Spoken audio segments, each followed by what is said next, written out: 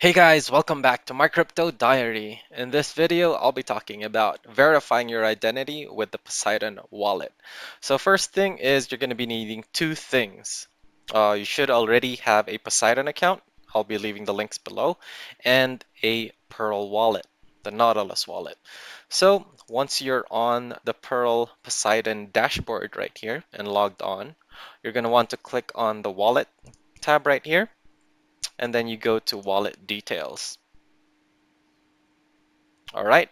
Next thing you're going to want to do is copy the wallet address, which is right here. Copy that.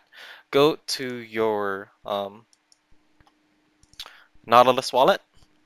Go to the account that you'd like to have, that you'd like to set up the masternode on.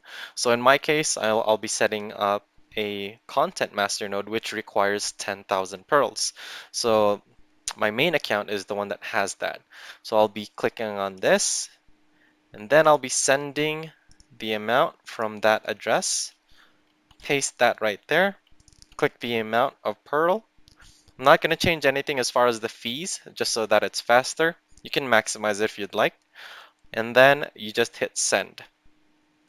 I won't do that right now just because I've already sent an amount to this address. But once that completes, you can scroll down all the way in the bottom right here.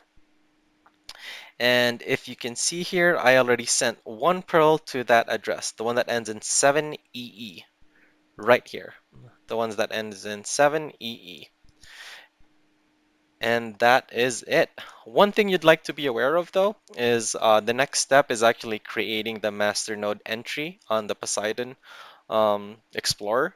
You're going to want this transaction ID right here. All right, so just hit copy on that and I'll see you on the next video. Bye.